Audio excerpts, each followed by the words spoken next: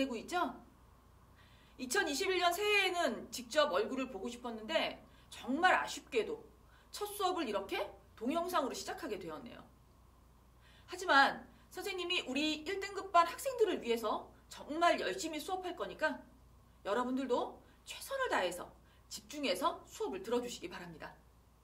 자, 그럼 이제 본격적으로 고1 과정 시작해 볼까요?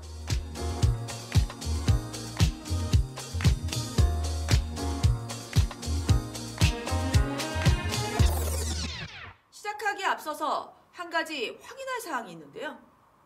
수능 현대소설은 공부하는 방법이 따로 있을까요? 이 질문에 대한 답을 얻기 위해서 수능 현대소설이 출제되는 특징을 확인할 필요가 있습니다.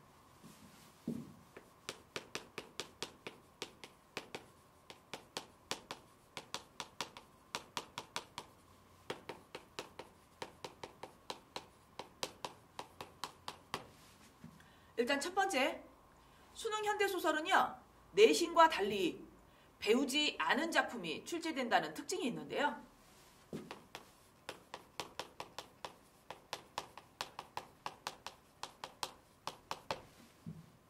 그 다음 두 번째요. 현대시와는 또 달라서 전 지문이 아니라 작품 전체가 아니라 일부분만 발췌해서 문제가 출제되죠.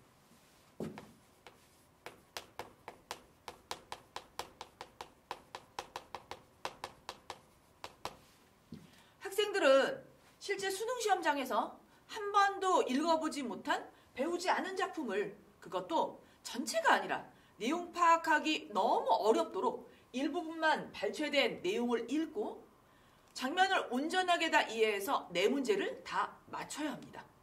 그것도 제한된 시간 8분 안에요.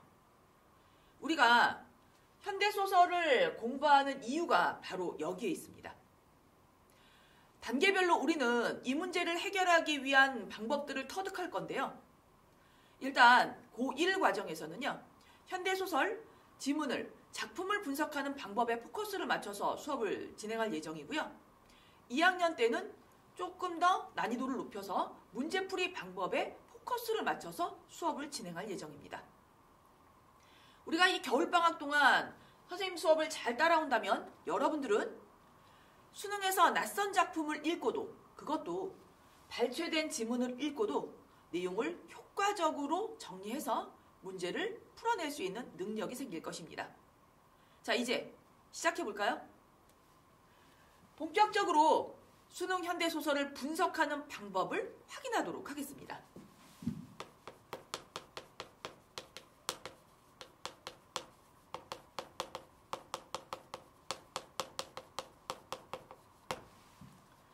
가장 첫 번째, 스텝 1 단계에서는요, 배경 지식을 확인할 필요가 있는데요.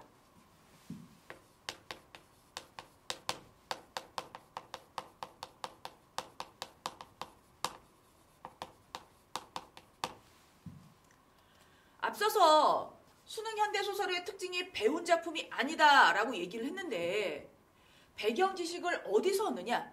시험지 안에서요.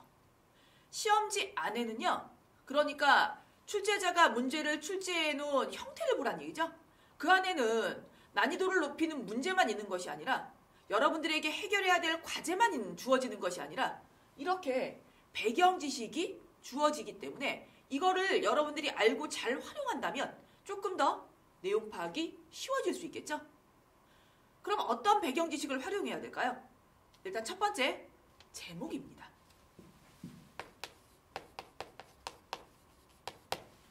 제목은 주제를 압축적으로 보여주거나 중심이 되는 인물을 드러내는 경우가 많기 때문에 제목을 먼저 확인한다면, 아, 내가 어디에 포커스를 맞춰서 읽어야 되는지 방향성을 알 수 있다라고 생각하시면 되겠죠?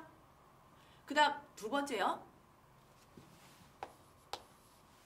실제로 시험지를 가만히 들여다보면 출제자가 문제만 내는 것이 아니라 정보를 대놓고 제시해주는 경우가 있는데요. 보기입니다. 보기는 작품 안에 있는 배경 지식, 주제 또는 사건, 인물에 대한 다량의 정보를 주기 때문에 여러분들이 작품을 읽기 전에 보기만 제대로 정리하는 것만으로도 충분히 작품에 대한 이해를 가지고서 장면을 분석할 수 있게 되죠. 세 번째를 보겠습니다. 앞부분 줄거리입니다.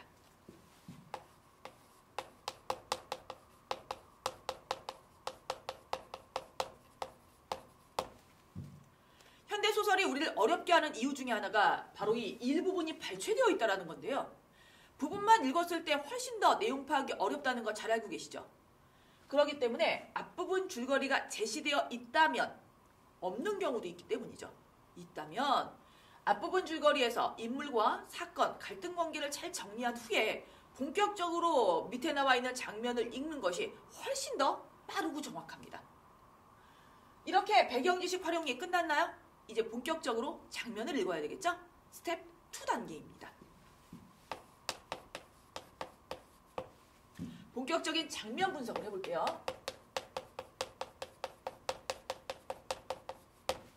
장면을 읽으면서 우리가 중심을 두고 읽어야 되는 내용들은요. 일단 첫 번째, 장면부터 나눠줘야 됩니다.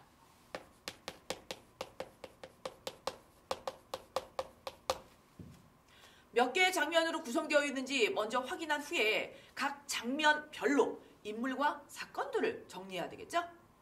그 다음 두 번째, 가장 중요한 건 인물입니다. 인물의 성격, 심리, 이 부분은요.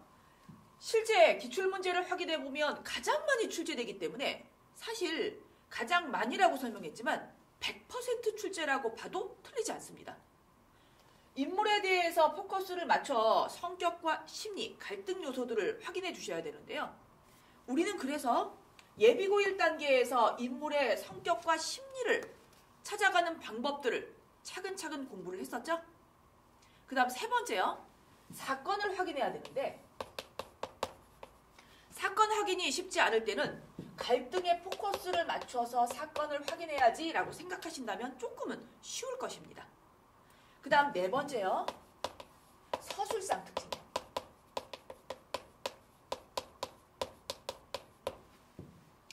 지금 선생님이 정리한 현대소설 분석하는 방법은요.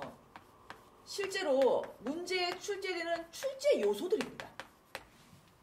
우리가 독서 감상문을 위해서 현대소설을 읽는 것이 아니라 지금 이 시간에는 수능 현대소설 문제를 풀기 위해서 배우고 있기 때문에 실제 문제에 출제되는 요소들을 해결하기 위해서 읽어야 되는 방법이니까 이 방법을 반드시 기억해 주시기 바라고요. 우리는 오늘 이 시간에 실제로 이 방법대로 소설 한 편을 정리하고 분석해 보도록 하겠습니다.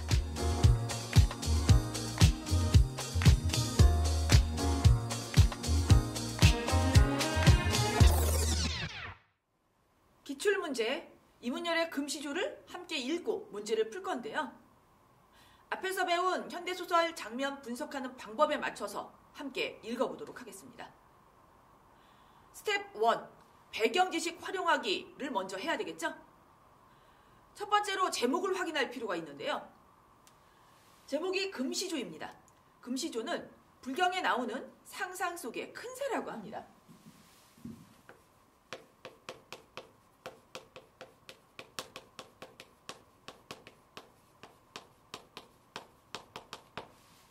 제목은 주제를 함축하는 경우가 많기 때문에 만약 장면 속에서 금시조라는 소재가 나온다면 집중해서 어떤 의미를 가지는지 찾으려고 노력하셔야 되겠죠? 즉, 제목을 통해서 금시조에 집중해야지 라고 마음먹고 장면을 분석하시면 되겠습니다. 그 다음 두 번째, 배경지식 활용을 위해서 보기를 확인하라고 했었는데 페이지 9페이지 문제를 한번 볼까요? 보기가 있습니다.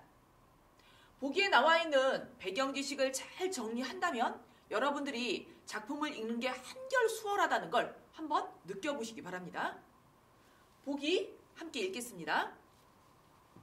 금시조는 주인공의 예술적 고뇌와 성장 과정을 다룬 예술가 소설의 전형적 작품이다.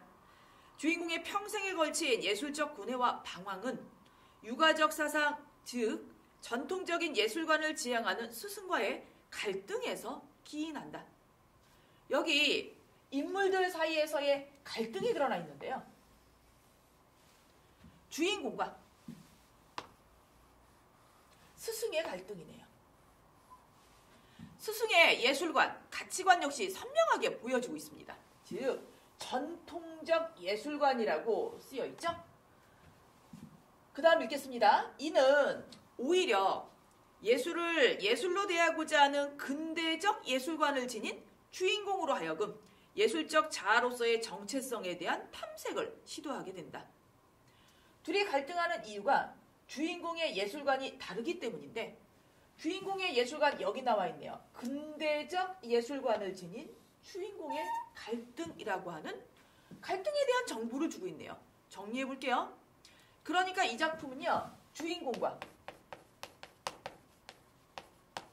스승 사이의 갈등을 보여주는 작품이고요. 스승은 전통적 예술관을 지닌 인물이고,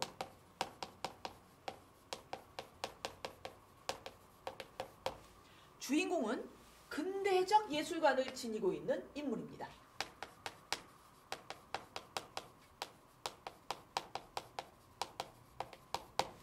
우리는 작품 속에서 두 명의 인물, 예술가를 찾으려고 집중하면서 확인하면서 장면을 읽어주시면 되겠네요. 그 다음이요. 그 결과 주인공은 스승의 예술관을 수동적으로 계승하는 것이 아니라 능동적인 창조자로서 독자적인 미적 성취를 이루어 끝내는, 줄쳐볼게요, 예술적 완성을 이룬다. 여기서 포커스가 맞춰져 있는 건 당연히 주인공이겠네요. 이 작품은요, 이 갈등을 통해서 결과적으로 주인공이 예술적 완성을 이루는 내용이구나 라고 확인할 수 있고요. 제목과 연관시킨다면 그것이 금시조랑 연관이 있겠네요.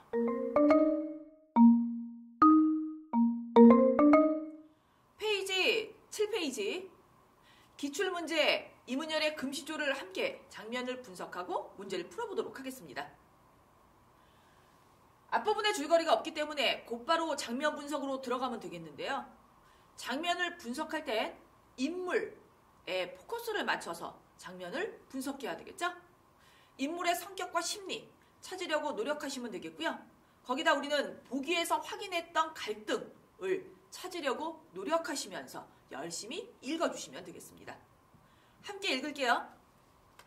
선생님, 서화는 예입니까? 법입니까? 도입니까? 제자는 스승에게 이렇게 질문합니다. 예가 중요한가요? 법이 중요한가요? 도가 중요한가요? 스승의 예술관을 살펴볼 순서겠죠?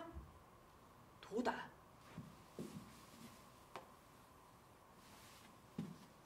스승은 제자가 질문하는 예와 법과 도 중에서 도가 가장 중요해 라고 대답하고 있네요.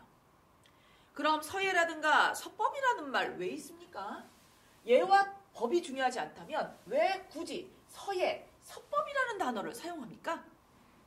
예는 도의 향이며 법은 도의 옷이다. 도가 없으면 법도 예도 없다. 즉 스승은요, 도가 없으면 아무것도 없다. 도를 강조하고 있는 부분이죠. 예가 지극하며 도에 이른다는 말이 있습니다. 예는 도의 향이 아니라 도에 이르는 문 아닙니까? 여기서 내용이 조금은 어렵지만 두 사람의 선명한 의견 차이를 볼 수가 있네요. 도를 강조하는 스승에 비해서 제자는 예가 도에 이를 수 있는 문이 아닙니까? 예가 지극하면 도에 이를 수 있으니까요. 제자가 강조하고자 하는 부분이 무엇인지 확인할 수 있죠? 바로 예죠. 우리 보기와 함께 연결시켜서 정리를 해볼게요. 두 사람의 선명한 예술과의 차이를 확인할 수가 있는데요. 주인공과 스승의 예술관의 차이가 느껴지네요. 주인공은 근대적 가치관을, 근대적 예술관을 가지고 있고요. 스승은 전통적 예술관을 가지고 있는 인물이기 때문에 서로 중시하는 내용도 다릅니다. 전통적 예술관을 가지고 있는 스승은 도가 중요해 라고 이야기하는 데 반해서 주인공은 얘도 도에 이를 수 있는 문이 아닙니까? 얘를 중시하고 있는 모습이죠. 그 다음 읽을게요. 장인들이 하는 소리다. 무엇이든 항상 도 안에 있어야 한다. 그렇다면 글씨며 그림 배우는 일도 먼저 몸과 마음을 닦는 일이겠군요. 여기서 도가 어떤 의미인지 확인할 수가 있습니다. 몸과 마음을 닦는 것을 도라고 한다는 거죠. 그렇다. 그래서 왕후군은 비인부전이란 말을 했다. 너도 이제 그 뜻을 알겠느냐? 이미 육순에 접어들어 늙음의 기색이 완연한 석담 선생은 거기서 문득 밝은 얼굴이 되어 일생을 불안하게 여겨오던 제자 얼굴을 살폈다. 아주 중요한 정보들이 나와 있습니다. 일단 첫 번째, 스승의 이름을 확인할 수 있죠? 석담 선생이네요.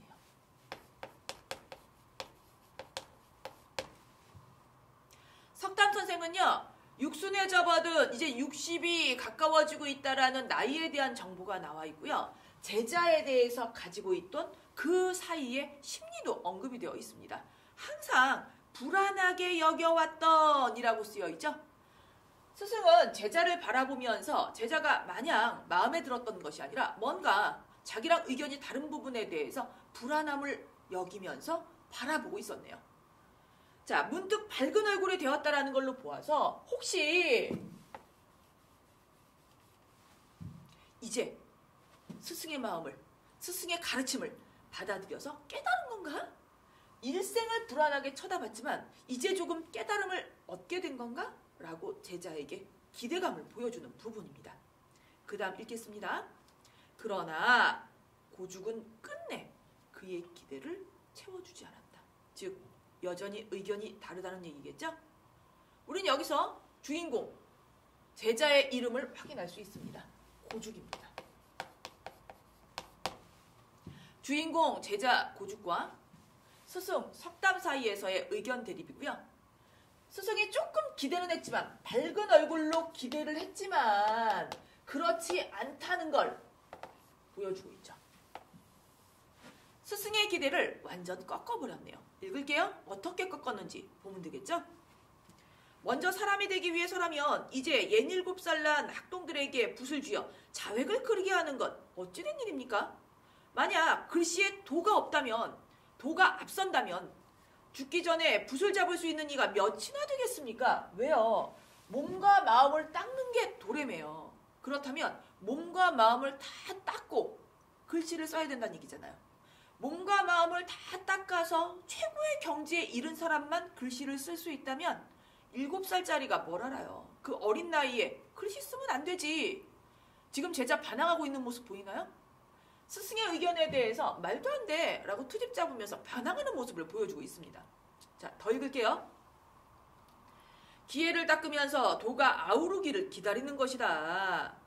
평생 기회에 머물러 있으면 얘 능이 되고 도로 한 발짝 나가게 되면 얘 술이 되고 혼연이 합일되면 얘 도가 된다.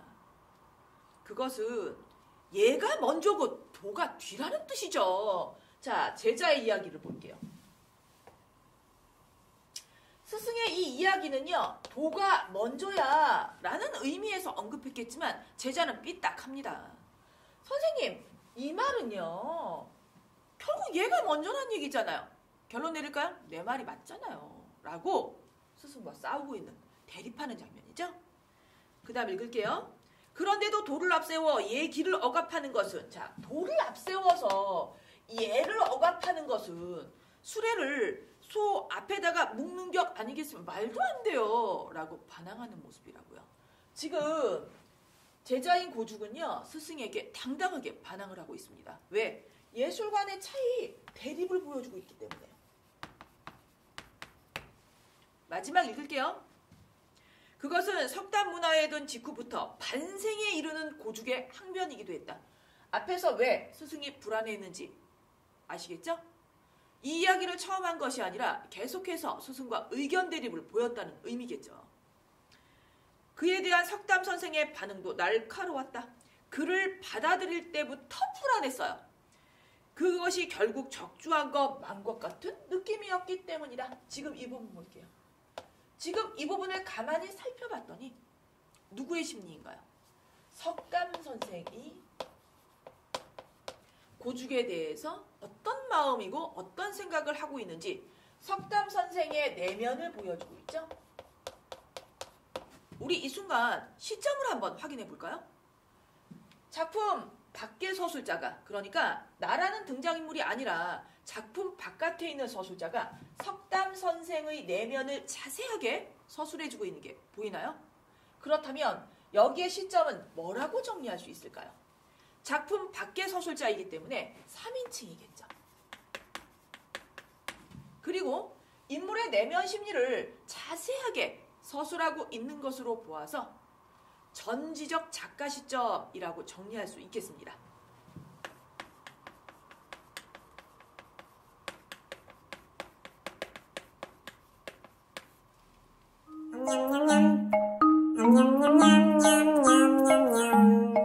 제자의 반항에 스승은 화가 머리 끝까지 나고 말았네요.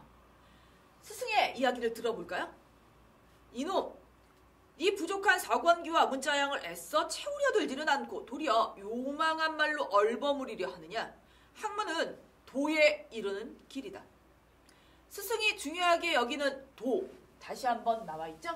그런데 여기서 스승은 이 도를 위해서는 학문을 열심히 해야 된다라는 가르침을 제자에게 주고 있습니다.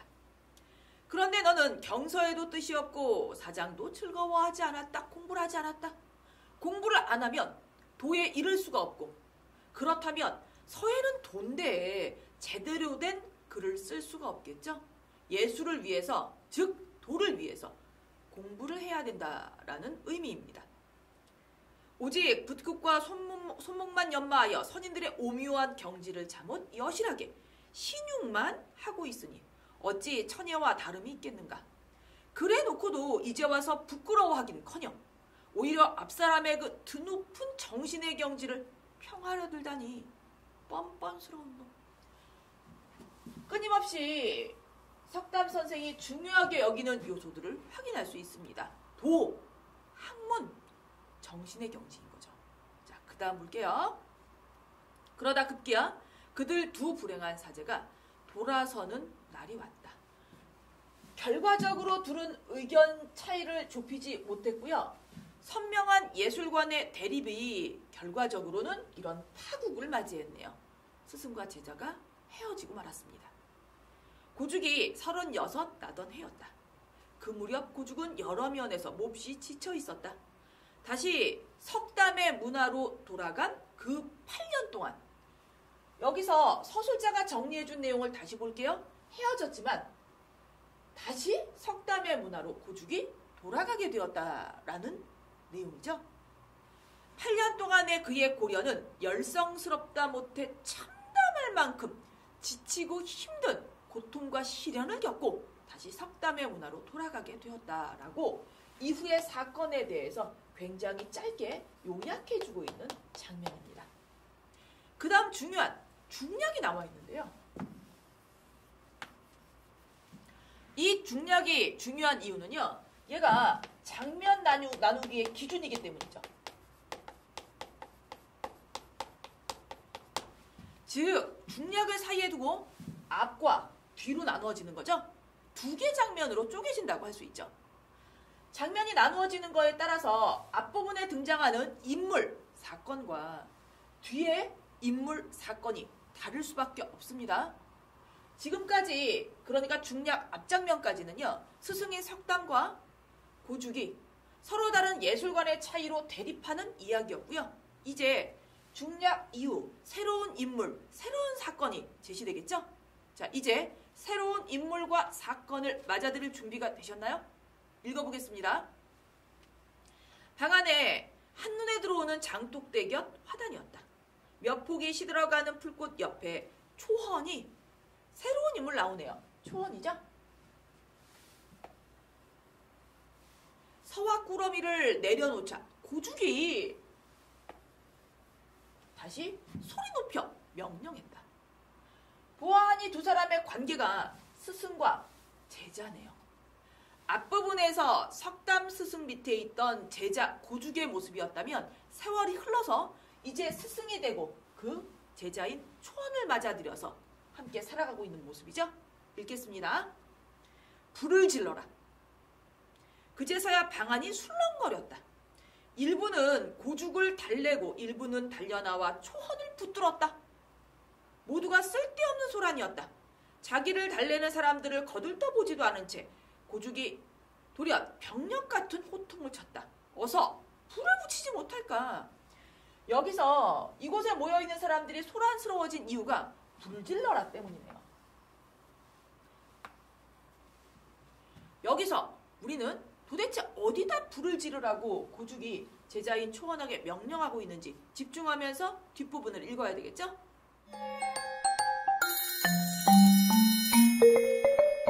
그 다음 장면입니다. 그런데 알 수 없는 것은 초원이었다.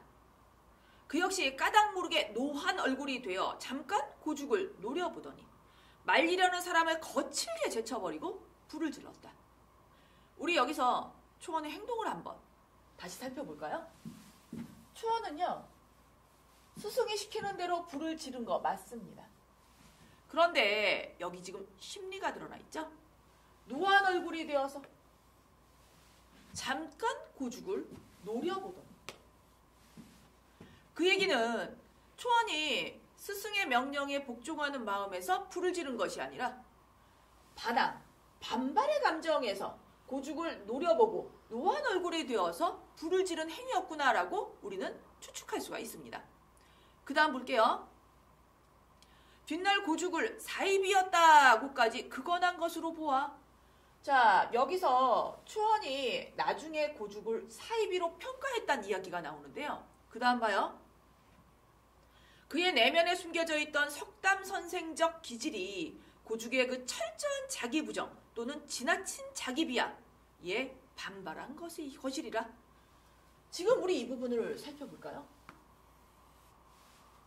지금 이 부분은 초원의 내면 심리를 추측하고 있는 장면인데요. 이 추측을 누구의 목소리를 통해서 독자에게 들려주고 있는지 한번 살펴볼 필요가 있습니다. 거실이라인 걸로 보아서 추측 맞고요. 아마 반발 때문일걸? 이라고 추측해서 독자에게 전달하고 있는데, 이 추측해서 전달하고 있는 인물은 도대체 누구일까요? 안에 있는 인물이 아니라 서술자의 목소리가 전달되고 있죠. 즉 서술자의 평가입니다.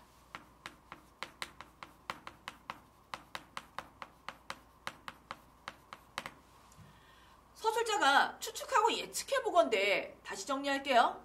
초원이 이렇게 반발한 이유가, 즉 스승에 대해서 사입이었다고까지 극언한 이유는요, 내면에 숨겨져 있던 석담선생적 기질을 가지고 있었다.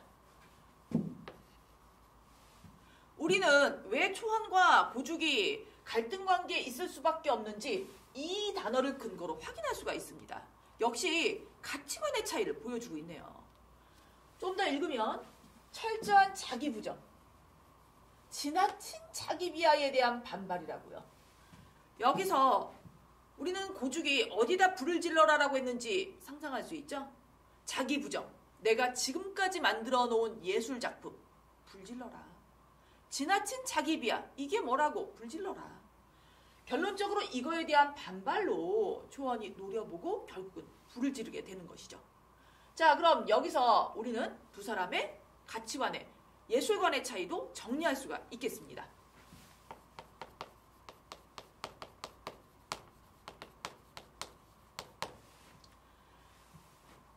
스승인 고죽과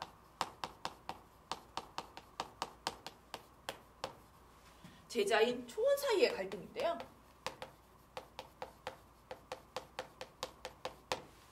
서로가 싫다기보단 선명한 예술관의 대립인 거죠.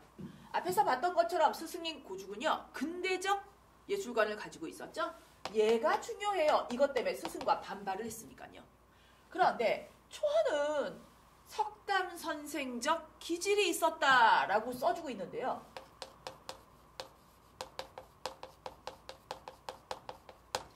이 부분을 통해서 구체적으로 쓰고 있지는 않지만 우리는 초원 역시도 석담 선생처럼 도를 중시하는 입장이었구나라는 걸 추측할 수가 있습니다.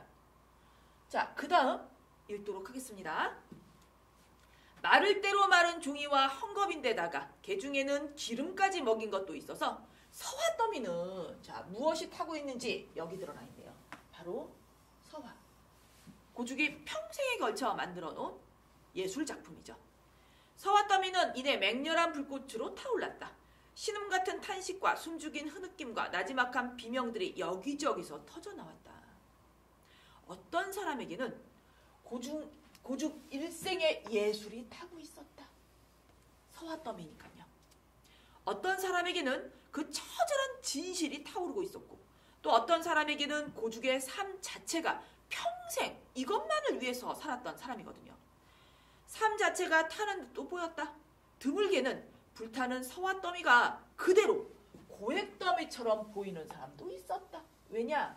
어마어마한 값이거든요. 이미 예술적 명성을 이룬 사람이기 때문에 값으로 따진다면 엄청난 가격일 텐데 이걸 불태우고 있는 장면이거든요. 결론적으로 지켜보는 사람 입장에서는 와 저게 얼마야 아까운 마음 드는 거 당연하죠? 그 다음 읽겠습니다. 반세기 가깝게 명성을 누려온 노대가 두 대통령이 사람을 보내 그의 서화를 얻어가고 국정심사위원도 한마디로 거부한 고죽의 진적들이 이 모든 글씨들이 서예들이 한꺼번에 다 없어지고 있는 것이었다. 그러나 고죽은 그때 보았다. 평생을 만들어 놓은 나의 예술 작품이 타고 있는 그 순간 고죽이 뭘 봤는지 볼까요? 그 불길 속에서 호련히 솟아오르는 한 마리의 거대한 금시조를. 지금까지 읽으면서 깜빡 잊고 있었는데 이 작품 제목이 떠오르네요. 금시조죠? 이 소재가 가지고 있는 의미, 상징적 의미 집중해서 보셔야 되겠죠? 자, 다시 한번 앞부분을 확인할게요. 바로 그 순간, 그러니까 내 모든 서화가 타고 있는 그 순간에 불길 속에서 호련히 솟아오르는 한 마리의 거대한 금시조를 그제서야 봤다고요. 찬란한 금빛 날개와 그 힘찬 비상을 누가? 고죽이 보았다라고 마지막에 써주고 있죠. 우리 이 순간 갑작스럽게 또 보기가 떠오릅니다. 우린 보기에서 결과적으로 이렇게 해서 고죽, 그러니까 주인공이 예술적 완성을 이루게 된다 라고 얘기했는데요. 그렇다면 여기 있는 금시조는요, 바로 고죽이 이뤄낸, 조금 아이러니하지만 자기 서화가 평생의 예술을 다 태우는 과정에서 태우는 그 순간에 예술의 완성에 이르렀다라고 정리할 수 있습니다. 결론적으로 금시조가 있는 이 마지막 부분, 여기는 주제를 암시하는 장면인데요.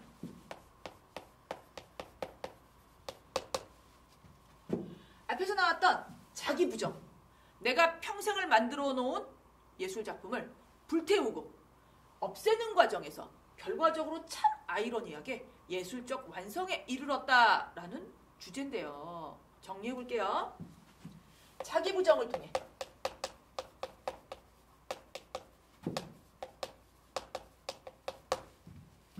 최고의 예술 경지, 예술적 완성에 도달했다.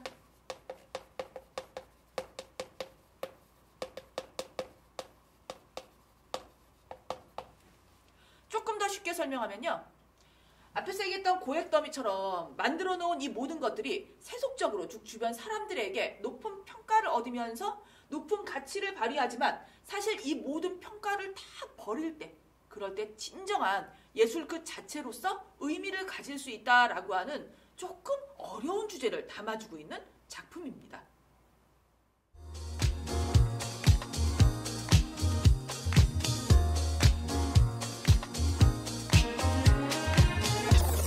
이제 문제를 한번 풀어볼까요? 9페이지입니다. 1번 문제. 윗글의 서술상 특징으로 가장 적절한 것은? 첫 번째 문제는 서술상 특징을 제대로 파악했는지를 물어보는 문제인데요. 우리 선택지를 한번 볼까요? 1번, 외양 묘사를 통해 인물의 성격을 드러내고 있다. 우리가 읽은 장면에서 외양 묘사는 드러나지 않았기 때문에 1번 안 되고요. 2번 현재형 어미를 사용하여 사건의 현장감을 부여하고 있다. 현재형 어미를 사용하는 부분을 읽었었나요? 그럼 현재형 어미가 뭐였죠? 니은다, 는다의 종결 형태를 현재형이라고 얘기하는데요. 그러니까 자리에 앉는다, 불을 지른다와 같은 현재형 어미가 사용되었었는지 확인하셨어야 되죠? 우리가 읽은 장면에서 현재형 어미가 나와 있지 않기 때문에 2번 틀린 선택지였고요. 자, 3번 인물의 내적 독백을 통해 시간의 흐름을 지연시키고 있다. 내적 독백이 있었는지 한번 기억을 떠올려 볼까요? 없었기 때문에 3번도 틀린 선택지였습니다. 4번 동일한 사건을 서로 다른 시각에서 관찰하는 건 찾을 수가 없었죠. 정답은 5번입니다. 5번 선택지를 확인해 보면 서술자가 인물의 내면을 드러내어 독자의 이해를 돕고 있다. 자, 우리가 읽었던 장면들 한번 떠올려 볼까요? 우리가 읽은 금시조라는 작품은요, 서술자가, 우리 일단 서술자의 위치를 한번 생각해 볼게요. 작품 안에, 그렇지 않으면 작품 밖에, 작품 밖에 서술자가 존재했었죠.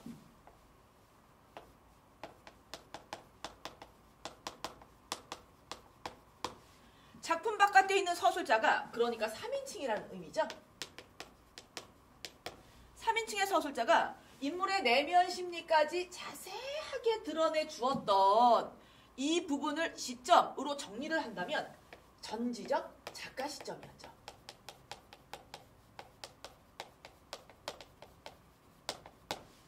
실제로 현대소설에서 서술상 특징에 해당하는 문제가 꼭 출제가 되는데요. 서술상 특징을 확인할 땐 우선적으로 시점을 먼저 정리해서 선택지에서 확인하는 작업이 이루어져야 됩니다. 자, 그럼 2번 문제 함께 볼게요. 2번 기억 미음을 통해 인물에 대해 이해한 내용으로 라고 인물에 대한 문제가 출제되었습니다. 앞에서 선생님이 수능 현대소설에서 반드시 출제하는 문제 중에 하나가 인물이라고 얘기를 했는데 인물에 대한 문제가 출제됐다는 걸 확인해 주시기 바랍니다. 우리는 문제의 정답은 건너뛰고요. 실제로 여러분들이 과제를 하면서 이번 문제의 정답을 찾아주시면 되고요. 선택지만 함께 확인하도록 하겠습니다. 1번 끊임없이 서화를 연마하면 도에 이룰 수 있다는 인물, 고죽의 예술관을 확인할 수 있다. 2번 선택지입니다. 고죽이 도에 대한 가르침을 이해하기 시작했다고 생각하는 석담이라는 인물의 기대감을 볼 수가 있다. 3번 선택지요. 정신수양에 대한 노력 없이 예술적 기교에만 관심을 갖고 있는 고죽에 대한 석담 선생의 꾸짖음이 드러나 있다. 4번 선택지요. 고죽의 예술가로서의 철저한 자기부정이 고죽이라는 인물의 철저한 자기부정이 드러나 있다. 5번 선택지요. 자신을 붙든 사람들과 고죽의 호통에 대한 초헌이라는 인물의 노여움이 드러나 있다. 우리 2번 선택지 다시 한번 확인할까요? 인물과 이 인물의 성격, 심리 조금 더 넓혀본다면 예술과 가치관이죠. 으로 구성되어 있는 선택지입니다. 정답이 몇 번인지는 여러분이 확인하라고 얘기했고요. 우린 이걸 통해서 왜 처음 부분에 선생님이 장면을 분석할 때는 인물을 반드시 찾아주시고요. 인물들의 성격과 심리를 찾으려고 노력하시면서 읽어야 합니다라고 얘기했는지 문제를 보면서 확인할 수 있습니다. 실제 이렇게 인물의 성격, 심리와 관계된 문제는요. 반드시 출제된다고 했는데요. 수능에 인물의 성격, 심리 문제가 반드시 출제되기 때문에 우리도 수능 현대소설을 분석할 때에는 이런 문제 유형에 맞춰서 인물의 성격, 심리를 반드시 찾아서 정리하려고 노력해야 된다라는 의미입니다. 마지막으로 3번 문제입니다. 3번 문제는 우리가 장면 분석에 들어가기 이전에 배경 지식으로 먼저 확인했던 보기가 들어가 있던 문제였죠. 실제 선택지에서 정답을 골라낼 때에는 보기를 바탕으로 장면에서 실제 그런 장면이 있었는지 없었는지를 확인하시면서 정답을 찾았어야 되는데요. 자세한 선택지에 대한 내용은 여러분들이 확인해 주시고요. 우리는 보기 내용을 통해서 최종적으로 금시조를 정리하려고 합니다. 보기를 다시 읽겠습니다. 금시조는 주인공의 예술적 고뇌와 성장 과정을 다룬 예술가 소설의 전형적 작품이다. 주인공의 평생에 걸친 예술적 고뇌와 방황은 유가적 사상, 즉 전통적 예술관을 지녔던 스승. 이 스승의 이름을 우리는 작품 쪽에서 확인했었죠? 석담 선생이었습니다. 이 전통적 예술관을 지향했던 스승과의 갈등에서 기인한다. 이 갈등 양상을 우린 장면에서 자세하게 찾을 수 있었는데요. 그 다음이요. 이는 오히려 예술을 예술로서 대하고자 하는 근대적 예술관을 지닌 주인공. 우리는 이 주인공의 이름도 확인할 수 있었습니다. 고죽이었고요. 고죽은 근대적 예술관, 그러니까 예술을 예술로서 대하는 태도를 보여줬던 인물이었죠. 그래서 예술적 자아로서의 정체성에 대한 탐색을 시도하게 된다. 그 결과 주인공은 스승의 예술관을 수동적으로 계승하는 게 아니라 능동적인 창조자로서 독자적인 미적 성취를 이루어 끝내는 마지막에 예술적 완성을 이루는 내용이었고요. 이 예술적 완성을 보여주는 상징적 소재가 바로 제목인 금시조였죠.